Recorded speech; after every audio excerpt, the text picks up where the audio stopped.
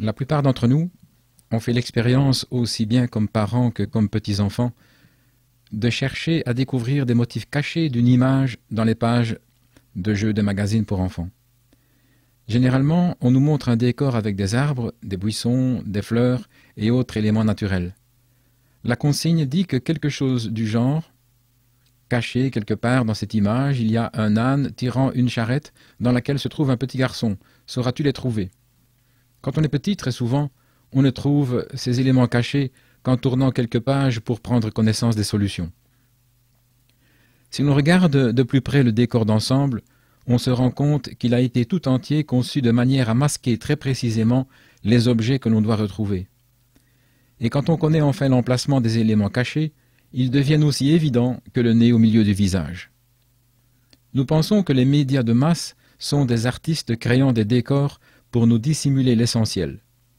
Ici, nous allons vous montrer comment découvrir les motifs cachés dans les vues d'ensemble que les journaux, la radio et la télévision nous donnent chaque jour. Avec cette aide, vous serez capable de voir à travers les faux semblants l'âne, la charrette et le garçon qui se trouve là depuis toujours. Des millions d'Américains sont préoccupés et désappointés par les mésaventures que traverse notre pays. Ils sentent que quelque chose cloche et qu'il y a du mauvais, mais ils sont incapables de pointer du doigt ce dont il s'agit en raison de l'habileté des faussaires qui les trompent. Vous comptez peut-être parmi ces nombreux citoyens. Quelque chose vous gêne, mais vous ne savez pas trop quoi. Nous élisons sans arrêt de nouveaux présidents qui promettent solennellement de mettre fin à l'essor du communisme dans le monde, de faire cesser les dépenses gouvernementales indues, de ne pas augmenter les impôts, de remettre l'économie sur de bonnes bases, de restaurer la morale en Amérique et d'incarcérer tous les délinquants qui le méritent. Pourtant, en dépit de ces promesses électorales tapageuses et de tous nos espoirs, les problèmes continuent de s'aggraver, quel que soit le dépositaire officiel du pouvoir. Chaque administration, qu'elle soit républicaine ou démocrate, poursuit dans les grandes lignes la même politique que le gouvernement précédent, après l'avoir dénoncé pendant toute une campagne. On dit souvent que c'est mesquin de faire ce genre d'observation, mais c'est pourtant vrai. Y a-t-il une raison plausible permettant d'expliquer ce phénomène? Nous ne sommes même pas censés nous poser une telle question. En fait, on voudrait que nous pensions que cet état de fait est accidentel et tout à fait fortuit, de sorte que nous ne pouvons rien faire contre. Franklin Roosevelt a déclaré un jour « En politique, rien n'arrive par hasard. Chaque fois qu'un événement survient, on peut être certain qu'il avait été prévu pour se dérouler ainsi. Il était bien placé pour le savoir. Nous croyons que la plupart des événements planétaires décisifs, ceux-là même qui façonnent notre destin, ne se produisent que dans la mesure où certaines personnes ont voulu qu'il en soit ainsi. Si nous avions affaire au hasard pur et simple, la moitié des événements affectant l'Amérique devraient lui être bénéfiques. S'il ne s'agissait que d'incompétence, nos gouvernants devraient de temps en temps faire une erreur qui nous soit favorable. Nous allons nous efforcer de vous démontrer que nous ne faisons pas face à des contingences ou à de la bêtise, mais à une planification scrupuleuse et intelligence. Cet opuscule étudie justement cette planification et la manière dont elle a façonné les politiques extérieures et intérieures des 6 dernières administrations américaines. Nous espérons qu'il éclaircira en vous les questions qui vous ont semblé jusque-là inexplicables et qu'il vous rendra plus nets les nombreux faits qui ont été obscurcis par les médias de masse. Les observateurs affirmant que les événements importants pour notre planète sont les fruits de projets précis sont ridiculisés pour leur adhésion à la théorie du complot. C'est évident, dans le champ de l'histoire, rares sont ceux qui aujourd'hui souscrivent volontiers à la théorie du complot. En fait, il s'agit tout simplement de ceux qui ont pris le temps d'approfondir le sujet. Dans notre problématique, seules 2 philosophies de l'histoire sont applicables. Soit les choses surviennent par accident, n'étant ni planifiées ni produites par quiconque, soit elles ne se produisent que parce qu'elles ont été préparées et que quelqu'un a voulu qu'elles se produisent. En réalité, c'est la théorie de l'accident prêchée un peu partout qui, en histoire, mériterait d'être ridiculisée. Sans cela, pourquoi chaque nouveau gouvernement reproduirait-il les mêmes erreurs que les précédents? Pourquoi répéterait-il des mesures qui ont déjà engendré inflation, crise et guerre par le passé? Pourquoi notre département d'État irait-il toujours d'une bourde à l'autre et continuerait-il de parler de coopération avec le communisme? Si vous croyez que tout est accidentel ou le résultat des aléas mystérieux et inexplicables de l'histoire, vous serez qualifié d'intellectuel, bien conscient de ce que nous vivons dans un monde complexe.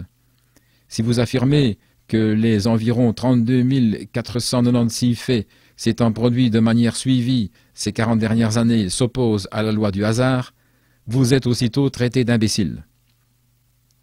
Pourquoi les chercheurs autorisés et les commentateurs des médias de masse rejettent-ils presque tous la théorie du complot, c'est-à-dire la loi du lien de cause à effet?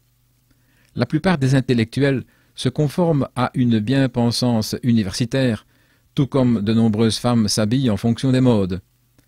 S'opposer à cette déferlante serait pour eux synonyme d'ostracisme social et professionnel. On peut dire de même à propos des grands médias. Alors que nos professeurs et autres donneurs de leçons prétendent être tolérants et ouverts d'esprit, ils sont en réalité aussi bornés qu'une impasse. Un maoïste peut être toléré par les libéraux de Manhattan ou par les médias de l'establishment, mais un conservateur, et qui plus est un conservateur qui émet des opinions conspirationnistes, sera nécessairement persona non grata. On serait mieux vu étant ivre à un congrès national de la Women's Christian Temperance Union, WCTU, Ligue de tempérance des femmes chrétiennes. Ensuite, tous ces bien-pensants ont engrangé, au fil des années, un influent passif émotionnel les empêchant de reconnaître leurs erreurs. En effet, leur intelligence comme leur notoriété se sont intimement engagés en faveur des théories accidentalistes. Beaucoup de gens n'acceptent pas de reconnaître avoir été trompés ou de confesser une erreur de jugement. Pour se mettre à considérer les éléments de preuve de l'existence d'une conjuration présidant depuis les coulisses au dessein politique de notre pays, ces individus devraient condamner toute une vie et l'accumulation de lieux communs qui est liée. Il faut avoir un caractère véritablement bien trempé pour oser affronter les faits et admettre avoir eu tort, même quand les erreurs du passé sont issues d'un manque d'information. C'est ce qui est arrivé à votre serviteur. En cherchant à montrer que les conservateurs anticommunistes étaient nécessairement dans le faux, j'ai fini par écrire le présent ouvrage. À l'origine, face aux opinions conservatrices, j'étais par réflexe hostile et soupçonneux. Ce n'est qu'après de longs mois d'études intensives que j'ai dû admettre m'être fait escroquer de nombreuses années. Les hommes politiques et les intellectuels sont attachés à la notion selon laquelle les événements ne seraient que les fruits du hasard ou de simples rejetons des aléas de l'histoire. En raisonnant de la sorte, ils espèrent échapper aux accusations, car aucun des maux qui nous accablent ne saurait plus leur être imputé. Nombre d'intellectuels, autoproclamés ou officiels, se contentent d'ignorer la théorie du complot. Ils ne prennent même pas la peine de réfuter ces démonstrations. Elles sont de toute façon irréfutables. Quand la loi du silence ne fonctionne plus, ces érudits objectifs et les modeleurs d'opinion des médias de masse emploient des attaques ad hominem, c'est-à-dire contre les hommes, et ont recours à des procédés de ridiculisation et de diabolisation. Les attaques personnelles sont efficaces car elles détournent l'attention des faits que l'auteur ou l'orateur présente. Le but en est d'obliger la personne attaquée à cesser de parler de complot pour se défendre. Les armes les plus efficaces utilisées contre la théorie du complot restent toutefois le ridicule et la satire. Ces outils extrêmement puissants peuvent être facilement maniés de manière à avorter tout plaidoyer. C'est naturel. Personne ne souhaite être la risée des journaux. Pour ne pas être ridiculisé, beaucoup préfèrent se tenir à carreau, car aucun sujet ne peut échapper à la moquerie ou à la dérision. On emploie généralement la technique de l'hyperbole.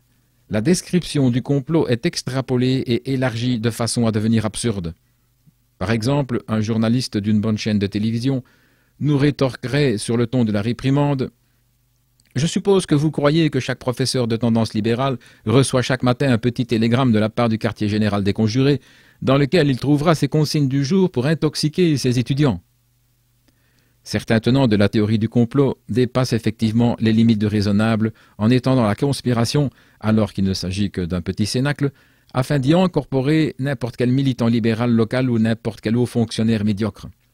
D'autres, en raison de leur racisme ou de leur fanatisme religieux, prennent d'infimes détails d'une démonstration solide pour les extrapoler jusqu'à l'obtention d'une conclusion qui satisfera leur fixation. Ce sont ceux qui prétendent que le complot est spécifiquement juif, catholique ou maçonnique. Ces individus ne sont pas d'une grande aide dans la dénonciation du complot. Au contraire, malheureusement, ils jouent en faveur de ceux qui voudraient faire croire à l'opinion publique que tous les adeptes de la théorie du complot sont des cinglés. Les intellectuels sont friands de lieux communs du genre « la théorie du complot est souvent tentante, mais elle est beaucoup trop simpliste ». Attribuer absolument tout ce qui arrive aux manigances d'un petit noyau de conspirateurs avides de pouvoir est trop simpliste. Mais d'après nous, il est encore plus simpliste de soutenir obstinément que les grands événements planétaires sont nécessairement fortuits. Le plus souvent, les libéraux taxent sommairement de paranoïaques tous ceux qui évoqueraient la possibilité d'un complot. « Ah, vous les gens de droite, disent-ils, vous voyez un espion derrière chaque buisson, un piège derrière chaque caillou, toujours à la recherche de loups-garous imaginaires. » Puis vient le coup de grâce. La théorie du complot, ce serait vouloir trouver le diable dans l'histoire. Les libéraux aiment beaucoup cette répartie. C'est une phrase vide, mais qui sonne juste à leurs oreilles. Avec tous les chefs de file du monde universitaire et médiatique faisant preuve d'une attitude hostile à l'égard de la théorie du complot en histoire, c'est-à-dire vis-à-vis des liens de cause à effet, il n'est pas étonnant que des millions de personnes innocentes et pleines de bonnes intentions reproduisent les mêmes réflexes et répètent les mêmes clichés que ces faiseurs d'opinion en suivant leur inclination naturelle à ne pas vouloir passer pour des imbéciles. Ces individus, en voulant paraître subtils, reprennent un air de supériorité béate identique à celui de leur mentor, quand bien même ils n'auraient passé que 5 minutes à réfléchir sur la possibilité d'une conspiration internationale. Les défenseurs de l'accident permanent voudraient faire croire qu'attribuer nos maux à une programmation est simpliste et que nos problèmes ne seraient causés que par la pauvreté, l'ignorance et la maladie. Nous abrégerons dorénavant ce refrain avec les lettres PIM, PIM. Il passe à côté de la vérité. Les conjurés brandissent les PIM réels ou imaginaires comme justification à la prison qu'ils nous préparent. Le monde entier est sujet au PIM depuis des temps immémoriaux. Il serait absurde d'attribuer au PIM la responsabilité de tous les désastres causés par le gouvernement américain ces 30 dernières années. Nos accidentalistes ont oublié qu'un certain nombre de pays, parmi les plus développés de la planète, ont succombé au communisme. La Tchécoslovaquie était l'un des États modernes les plus industrialisés du monde, et Cuba jouissait du 2e plus haut revenu moyen par habitant d'Amérique latine. En outre, il serait exagéré d'affirmer que jamais aucun intellectuel reconnu n'a soutenu la théorie du complot. À titre d'exemple, nous pouvons invoquer le professeur Carroll Quigley de la faculté des études diplomatiques de l'université de Georgetown. Le professeur Quigley pourrait difficilement être taxé d'extrémiste de droite. Ces 3 mois sont comme soudés et faits d'un seul bloc pour les médias de masse. Quigley jouit de nombreux certificats de libéralité, ayant enseigné à Princeton et Harvard, 2 établissements particulièrement proches de l'intelligentsia libérale. Dans Tragedy and Hope, Tragédie et Espoir, un pavé de 1300 pages, Quigley révèle l'existence d'un réseau de conspirateurs que nous évoquerons dans les pages qui suivent. L'universitaire ne se contente pas de formuler une théorie. Il révèle l'existence d'un tel réseau à partir de sa propre expérience. Il indique d'ailleurs très clairement qu'il n'est pas hostile aux objectifs de la conspiration, mais seulement à sa politique du secret. Le professeur Quigley révèle « Je connais les agissements de ce réseau parce que je l'ai étudié pendant près de 20 années et que j'ai été autorisé pendant 2 ans, au début des années 1960, à consulter ses archives et ses documents confidentiels. Je ne lui suis nullement hostile, ni même à la majorité de ses dessins, et j'ai été une grande partie de ma vie très proche de lui et de nombre de ses adhérents. C'est nous qui soulignons. Je suis opposé aussi bien par le passé que récemment à certaines de ses politiques, mais en général mon principal désaccord avec lui est sa volonté de demeurer inconnu du grand public. Alors que je crois que son rôle dans l'histoire est assez important pour qu'il soit placé sous le feu des projecteurs. Nous sommes d'accord avec lui. Son rôle dans l'histoire doit paraître au grand jour. C'est la raison pour laquelle j'ai écrit ce livre. En revanche, je suis totalement opposé au but de ce réseau tels qu'ils sont décrits par Quigley, rien de moins que la création d'un système mondial de contrôle financier placé entre les mains de particuliers et capable de dominer la structure politique de chaque État et l'économie du monde entier. En d'autres termes, cette clique avide de puissance désire contrôler et diriger la planète. Encore plus effrayant, elle souhaite maîtriser tous les actes individuels. C'est ce que développe le professeur Quigley. Citation. Sa liberté et ses choix de l'individu seront placés entre des limites très étroites dans la mesure où chacun sera numéroté dès la naissance puis traité comme un nombre au cours de son cursus scolaire, de son service militaire ou civique, de ses contributions fiscales, de ses consultations médicales, de sa retraite, jusqu'à son décès. Fin de citation. Nos conspirateurs veulent, en supervisant tous les gouvernements de la planète, tout dominer. Ressources naturelles, entreprises, finances, transports. Pour parvenir à leur fin, ils n'ont eu aucun scrupule à fomenter guerre, crise et révolution. Ils désirent un monopole qui éliminerait toute concurrence et qui détruirait le système de la libre entreprise. Et Quigley, professeur à Harvard, Princeton et Georgetown, approuve tout cela. Carroll Quigley n'est pas le seul universitaire à avoir connaissance de l'existence d'un noyau de conspirateurs s'auto-perpétuant et que nous appellerons les initiés. D'autres érudits honnêtes, trouvant encore et encore les mêmes personnalités à la source des désastres politiques d'Amérique, en sont arrivés à conclure qu'il y avait très probablement, quelque part dans le monde, une équipe de pyromanes à l'œuvre. Mais ces intellectuels intègres savent bien que, s'ils dénonçaient ouvertement nos initiés, leur carrière serait finie. Pour ma part, je sais qu'il y a quelques universitaires dans ce cas, car j'ai été en contact avec certains d'entre eux. Parallèlement, certaines personnalités religieuses sont au courant de la réalité de cette conjuration. Dans une dépêche du 27 décembre 1965, le père Pedro Arrupe, supérieur général de la Compagnie de Jésus, a prononcé ces propos lors de son intervention devant l'Ecumenical Council of Churches, le Conseil œcuménique des Églises. Citation. « Cette société impie agit de façon extrêmement efficace, dans ses plus hautes sphères du moins. Elle emploie tous les moyens qu'elle trouve devant elle, scientifiques, techniques, sociaux ou économiques. Elle suit une stratégie méticuleusement conçue. Elle règne à peu près sans partage au sein des institutions internationales, dans les milieux de la finance, dans le monde des communications de masse, c'est-à-dire la presse, le cinéma, la radio et la télévision. » Fin de citation. Un certain nombre d'énigmes doivent être résolus pour convaincre un individu de la probabilité de l'existence d'un cercle de conspirateurs supervisant la politique gouvernementale au sommet de la hiérarchie. Ici, la réalité se fait plus étrange encore que la fiction. En fait, notre livre s'intéresse au plus grand polar de l'histoire. C'est un thriller à l'atmosphère mystérieuse qui ridiculiserait tous les plus grands auteurs en la matière. Si vous aimez les mystères, vous allez être servi, avec toutes les machinations de nos initiés. Si vous étudiez ce réseau dont parle le professeur Quigley, vous verrez que non seulement ce qui paraissait incroyable existe bel et bien, mais encore qu'il est d'une influence considérable au cœur de notre vie. Il faut rappeler que le premier devoir d'un complotiste, que ce soit en politique, dans le crime ou au sein d'une entreprise, est de convaincre tout un chacun de ce que le complot n'existe pas. La réussite finale des conjurés dépend largement de leur capacité à dissimuler leurs agissements. Si les pontes du monde universitaire et les médias de masse se gaussent sans arrêt de l'existence d'initiés de ce genre, c'est simplement pour camoufler leurs opérations. Ces artistes se chargent de rendre invisibles l'âne, la charrette et le petit garçon.